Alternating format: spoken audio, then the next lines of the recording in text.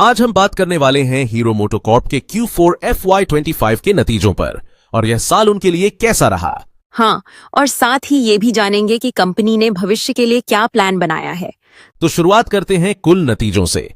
इस तिमाही में कंपनी का रेवेन्यू RS9 519 करोड़ रहा। और दिलचस्प बात यह है कि ये पिछले साल की तुलना में लगभग 14% की बढ़त है। बिल्कुल, और EBITDA मार्जिन भी 13.4% तक पहुंच गया है।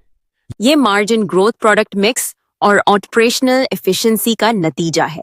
क्या तुम्हें नहीं लगता कि त्योहारों के सीजन ने भी बिक्री को बूस्ट किया होगा? हाँ, फेस्टिव सीजन और वेडिंग डिमांड दोनों ने कंज्यूमर सेंटिमेंट को पॉजिटिव रखा। Q4 में कंपनी ने कुल 13.2 लाख यूनिट्स बेची। ये आंकड़ा पिछले साल के मुकाबले करीब 8.9% ज्यादा है, जो वाकई में मजबूत रिकवरी को दिखाता है। लेकिन FY25 के पूरे साल में वॉल्यूम ग्रोथ केवल 4.6% रही। हाँ, क्योंकि साल के पहले हिस्से में डिमांड थोड़ी कमजोर थी। FY25 में कुल रेवेन्यू RS37 801 करोड़ रहा और पूरे साल का EBITDA मार्जिन 12.4% रहा, जो कंपनी के लिए अच्छा संकेत है। क्या आपको नहीं लगता कि R&D पर खर्च भी इस साल बड़ा फैक्टर रहा? बिल्कुल, खासकर EV सेगमेंट को लेकर कंपनी ने एथर में निवेश बढ़ाया है। हाँ, हीरो अब एथर एनर्जी में 39.7% की हिस्सेदारी रखती है और वो EV चार्जिंग इंफ्रास्ट्रक्चर पर भी फोकस कर रहे हैं, जो लॉन्ग टर्म प्लान का हिस्सा है। EV मार्केट में हीरो का नया स्कूटर वीडा प्ले कर रहा है और FY25 में वीडा की बिक्री 100% से ज्यादा बढ़ी है। लेकिन EV में अभी भी उनका मार्केट शेयर बहुत बड़ा नहीं है। हाँ, लेकिन कंपनी का फोकस लॉन्ग टर्म प्लेसमेंट पर है, क्विक रिटर्न्स पर नहीं। क्या आप मानते हैं कि रूरल मार्केट से अब भी सबसे ज्यादा ग्रोथ आती है? हाँ, हीरो की सेल्स का एक बड़ा हिस्सा अभी भी ग्रामीण इलाकों से आता है। उन्होंने कहा कि FY25 में प्रीमियम बाइक सेगमेंट पर भी फोकस रहा और एक्सट्रीम 160R और करिश्मा XMR जैसे मॉडल्स ने अच्छा परफॉर्म किया। प्रीमियम सेगमेंट में उनका मुकाबला बजाज और TVS से है। लेकिन हीरो अब ब्रांडिंग और डीलरशिप एक्सपीरियंस सुधारने में निवेश कर रहा है। इस तिमाही में उन्होंने नए प्रोडक्ट लॉन्च भी किए, जैसे एक्सट्रीम 125R। और ये मॉडल खासकर युवाओं को टारगेट करता है। क्या आपने गौर किया कि उन्होंने ग्लोबल मार्केट्स में भी एंट्री तेज की है? हाँ, अफ्रीका और LATAM जैसे क्षेत्रों में उन्होंने डीलरशिप्स बढ़ाई हैं।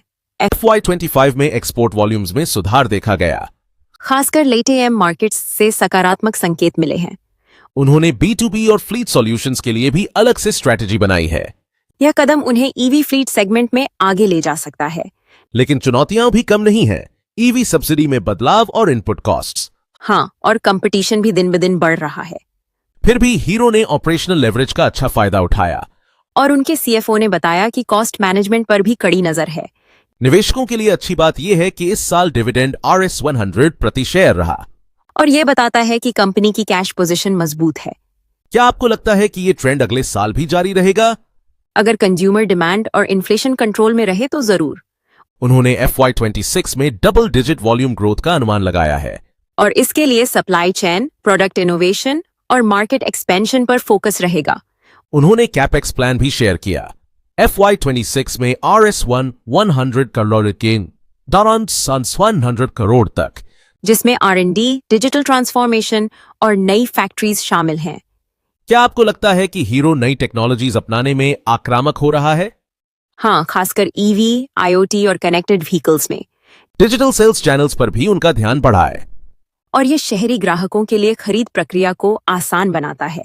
एक और दिलचस्प पहलू था ESG इनिशिएटिव्स। उन्होंने सस्टेनेबिलिटी को बिजनेस स्ट्रैटेजी का हिस्सा बनाया है। रिन्यूएबल एनर्जी का उपयोग और कार्बन न्यूट्रलिटी टारगेट इसकी मिसाल है। और इससे निवेशकों का भरोसा भी बढ़ता है, खासकर दीर्घकालिक निवेशकों का। तो कुल मिलाकर हीरो मोटोकॉर्प ने मजबूत रिकवरी दिखाई है।